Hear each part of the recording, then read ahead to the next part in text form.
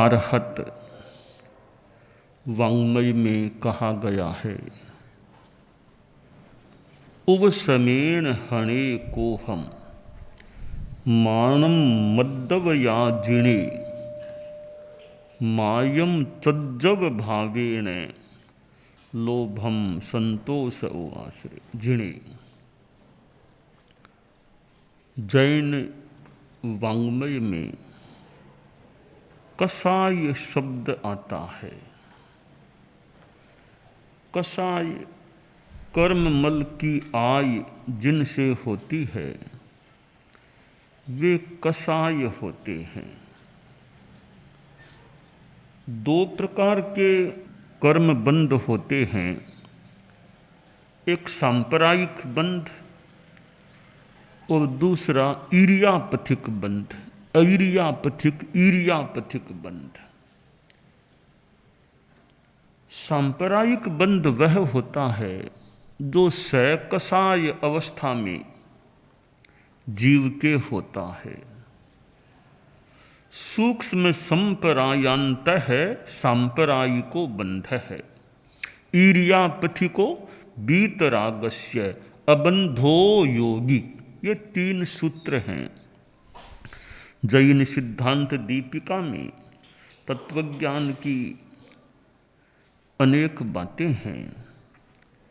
तो बंध के बारे में और अबंध के बारे में यहाँ बताया गया है कि 10वें गुणस्थान, सूक्ष्म संप्राय गुणस्थान 10वां गुणस्थान है। 10वें गुणस्थान तक जो कर्म बंध होता है वह सांप्रदायिक बंध होता है। सकसाय अवस्था में होने वाला बंध सांप्रदायिक बंध है। दूसरे प्रकार का बंध है ईर्यापथिक, ईर्यापथिको बीतरागस्य। एकसाय के अथवा यूँ कह दें बीतराग के जो बंध होता है कर्म बंध, वह ईर्यापथिक कहलाता है। 10वें गुणस्थान के बाद 11वें, 12वें और 13वें गुणस्थान में जो कर्म बंध होता है उसे ईर्यापथिक कहा गया है। दोनों में अंतर क्या है? ईर्यापथिक बंध 11वें, 12वें, 13वें गुणस्थान में जो होता है वो मात्र योग से होता है। वहाँ कसाय का कोई लेना देना नहीं है, केवल योग, मन वचन काय की प्रवृत्ति है। मात्र उसी से जो बंध होता है वह ईर्यापथिक कहलाता है। और जिस बंध में कसाय भी संयुक्त होता है या कसाय युक्त योग होता है या कसाय सकसाय अवस्था में जो बंध होता है वह बंध सांप्रदायिक कहलाता है। ईर्यापथिक बंध नाम मात्र का सा होता है।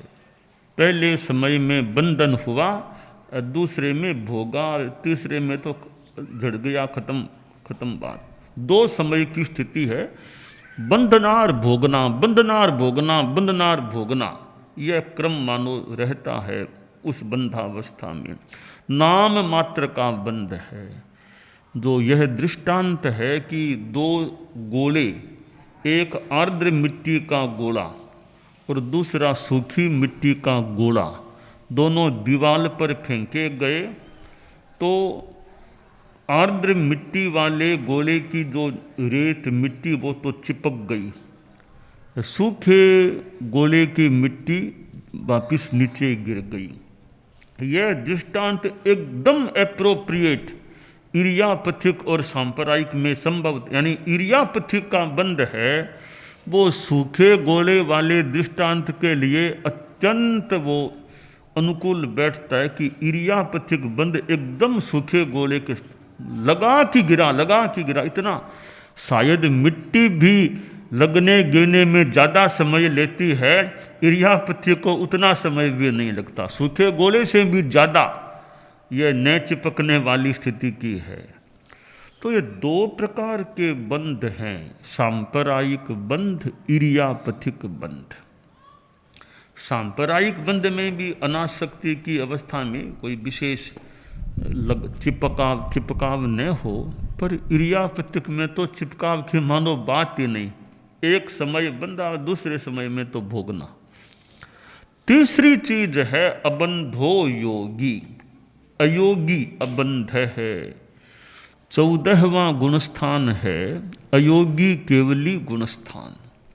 तो अयोगी केवली गुणस्थान में बंध होता ही नहीं है, वह कोई एक समय का भी बंध वहाँ नहीं है। क्यों नहीं है? वहाँ न तो योग है और न कसाय है।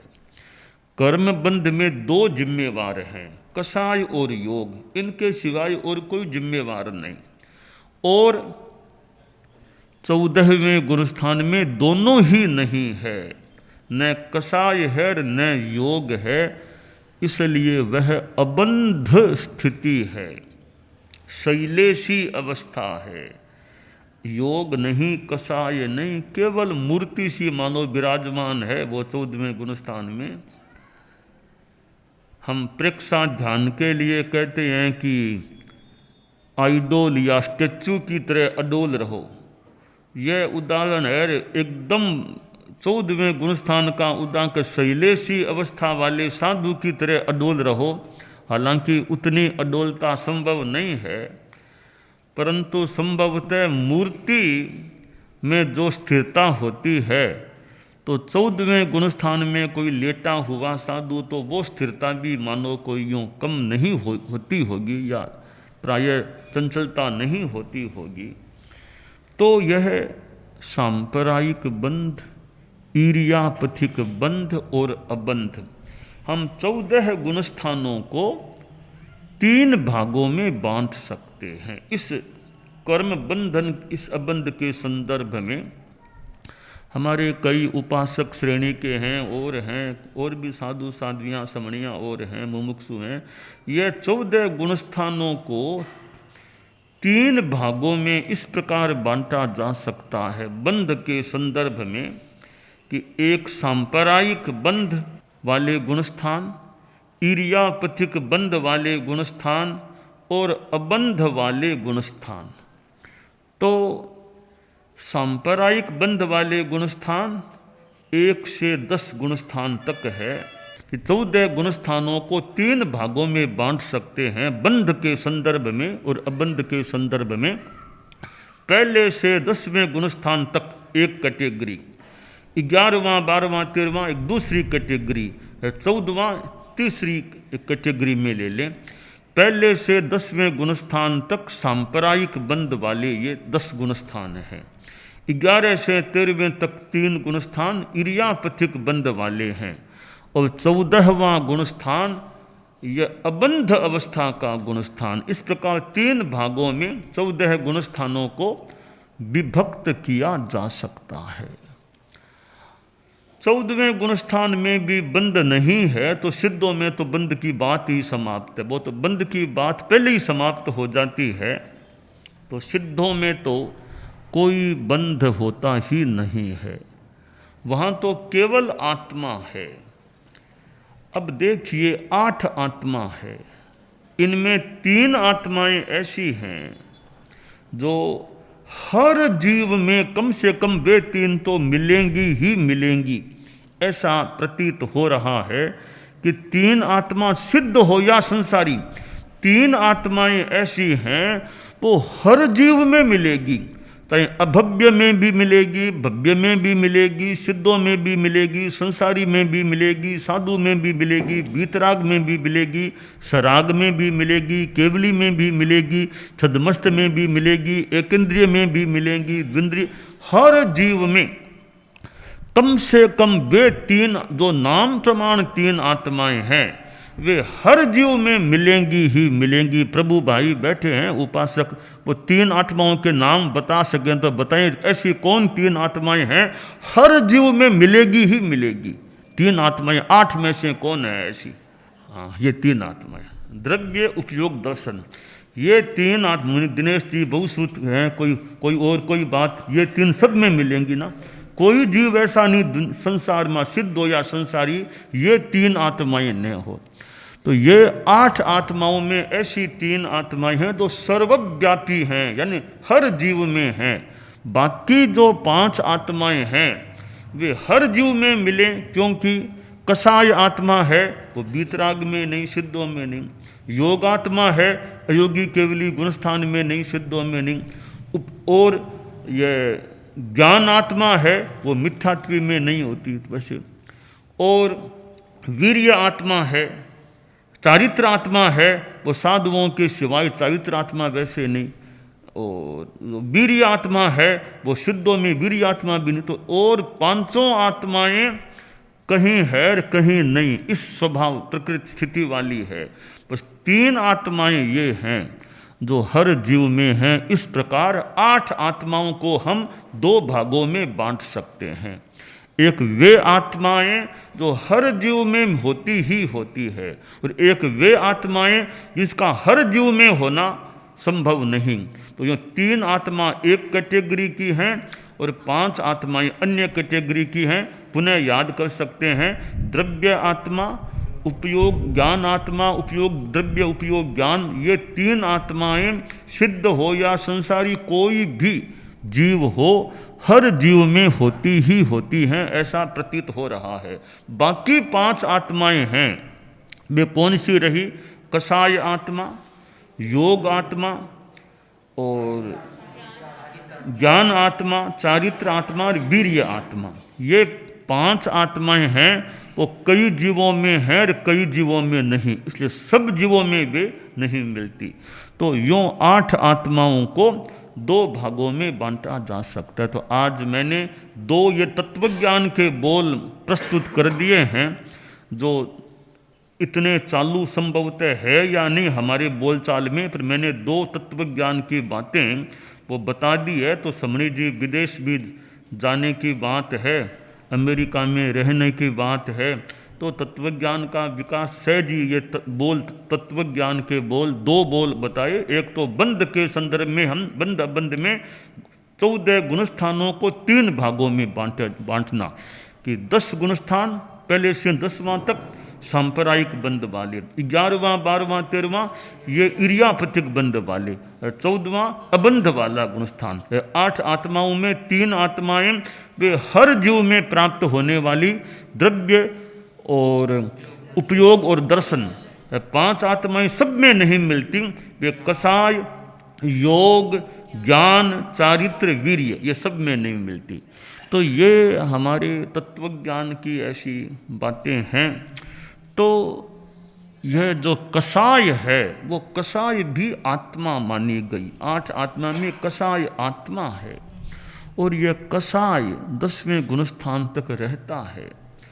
और यह जब तक जीव में है तब तक मुक्ति तो है ही, होती ही नहीं है। अपितु योग जब तक है तो भी मुक्ति नहीं, अपितु योग मिट जाने के बाद भी यह शरीर जब तक है तब तक मोक्ष की अवस्था नहीं होती। तो यह कसाय है, इसको हम कमजोर करने का, प्रतनु बनाने का प्रयास करें कि कोह, मान या गुस्सा है कोह, उसको उपशम के द्वारा हम प्रतनु बनाने का, पतला बनाने का, कृष्ण बनाने का प्रयास कर सकते हैं। और अहंकार है मान, उसको मार्दव के द्वारा कृष्ण करने का प्रयास करें। और माया को आर्जव के द्वारा गतवीर्य बनाने का, गत शक्ति बनाने का प्रयास करें। और संतोष के द्वारा लोभ को जीतने का प्रयास करें। बस यह बड़ी साधना है, यह महत्वपूर्ण साधना है। और तो कई सहायक या ऊपरी बातें हैं, यह मूल एक साधना की चीज है। चद्दर आपने कितनी बड़ी पहनी, एक छोटी, ये थोड़ी बहुत ही गौण बात है। फिर भी व्यवस्था हो सकती है कैसी चद्दर होनी चाहिए, पर गौण बात है। मुख वस्त्रिका बंधी हुई है, कदाचित किसी के नहीं भी है मुख वस्त्रिका, ये भी गौण बात है। क्योंकि बिना मुख वस्त्रिका के भी आत्मा का कल्याण तो हो सकता है। या व्यवस्थाएं हैं कि उपयोगिता भी उनकी हो सकती है, अपने अपने संप्रदाय की जो व्यवस्था है उसका भी यथोचित ध्यान रखना ही चाहिए। ये मूल चीज़ नहीं है कि मुख पत्ती कितनी लंबी है, कितनी चौड़ी, वायुकाय की अजैना की बात आती है। कोई बोलता ही नहीं तो भले मुख वस्त्रिका नहीं भी बांधी तो कोई ऐसे सामान्यतया पाप की बात नहीं है। तो ये तो सहायक चीज़ें फिर भी हो सकती हैं, तो मूल चीज़ मोक्ष के लिए ये नहीं है। तो मूल चीज़ है वो है कसाय मुक्ति। कसाय मुक्ति नहीं है तो मोक्ष नहीं है। कसाय मुक्ति पूर्णतया हो गई है तो इस जीवन के बाद मोक्ष होना ही होना है। एक क्राइटेरिया या कसौटी या मूल अर्हता है, वह है एकसाय की स्थिति, वीतरागता की स्थिति। वो मोक्ष की एक बड़ी महत्वपूर्ण क्राइटेरिया है। और एकसाय की स्थिति पूर्णतया आ गई, अब अयोगावस्था तो आएगी ही आएगी। मानो कि उसके लिए ज़्यादा प्रयास की भी अपेक्षा नहीं रहती होगी कि एकसाय बन गए, अपने आप जीवन के अंतिम कुछ समय में वो अयोगावस्था रहेगी ही रहेगी। और वो रहेगी तो मोक्ष होगा ही होगा। ऐसा नहीं कि मोक्ष के लिए मुझे चलना पड़ेगा, अपने आप मोक्ष हो ही जाएगा। तो यह कसाय मुक्ति एक मुख्य आधार है सिद्धावस्था का और मोक्ष अवस्था का। और केवली समुद्घात भी हो जाती है। मोक्ष जाना है, अब कर्मों का सामंजस्य बिठाना है, तो केवली समुद्घात भी मानो हो जाती है। ऐसा नहीं कि अब केवली समुद्घात करूँगा, अब मैं करूँगा। संभवतः वो करने की चीज़ नहीं, वो होने की चीज़ है। केवली समुद्घात कोई प्रयास करके करने की चीज़ नहीं है। ध्यान तो मान लो बैठूं करूं, पर केवली समुद्घात के लिए संभवतः प्रयास की जरूरत है। अपने आप ही वो स्थिति बन जाती है और कर्मों की व्यवस्था ऐसी हो जाती है कि आयुष्य क्रम और अन्य 3 अगाति क्रमों का सामंजस्य बनता है। और उचित समय पर जैसी व्यवस्था, जैसी नियति, वो मुक्ति जीव को प्राप्त हो जाती है। तीर्थंकर हैं, उनके कोई केवली समुद्घात नहीं होती है, तीर्थंकर के नहीं होती है। तो बिना तीर्थंकर वाले केवल ज्ञानी के ही हो सकती है। हम सिद्ध योगी आचार्य श्री महाप्रज्ञ से प्रेक्षा ध्यान का एक प्रयोग करें। आपको एक प्रयोग कराया जा रहे हैं श्वास प्रेक्षा का। 5 सेकंड में श्वास लेना है, 5 सेकंड भीतर रोकना है और 5 सेकंड रेचन करना है और 5 सेकंड बाहर रोकना है। इस प्रकार 20 सेकंड में एक श्वास। सावधान रहे, श्वास भरे, भीतर रोके, रेचन करे, बाहर रोके। श्वास भरे, भीतर रोके, रेचन करे, बाहर रोके। श्वास भरे, भीतर रोके, रेचन करे, बाहर रोके। श्वास भरे, भीतर रोके, रेचन करे, बाहर रोके। श्वास भरे, भीतर रोके, रेचन करे, बाहर रोके, श्वास भरे, भीतर रोके, रेचन करे, बाहर रोके, श्वास भरे। प्रयोग संपन्न। तो ये ध्यान के बहुत छोटे प्रयोग कराए हैं और इनका स्वयं बार बार अभ्यास करें तो एक अच्छा अभ्यास हो सकता है। ओम आत्मा।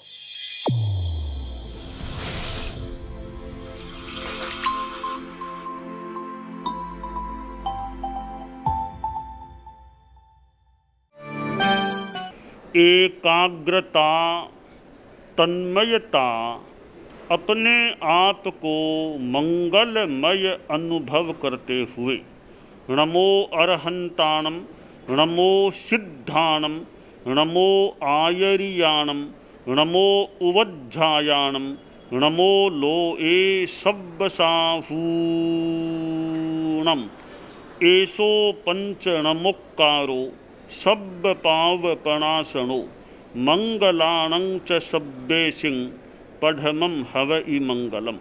चत्तारि मंगलम, अरहंता मंगलम, सिद्धा मंगलम, साहू मंगलम, केवलिपन्नत्तो धम्मो मंगलम। चत्तारि लोगुत्तमा, अरहंता लोगुत्तमा, सिद्धा लोगुत्तमा, साहू लोगुत्तमा, केवलिपन्नत्तो धम्मो लोगुत्तमो। चत्तारि शरणं पवज्जामि, अरहन्ते शरणं पवज्जामि, सिद्धे शरणं पवज्जामि, साहू शरणं पवज्जामि, केवलिपन्नत्तं धम्मं शरणं पवज्जामि।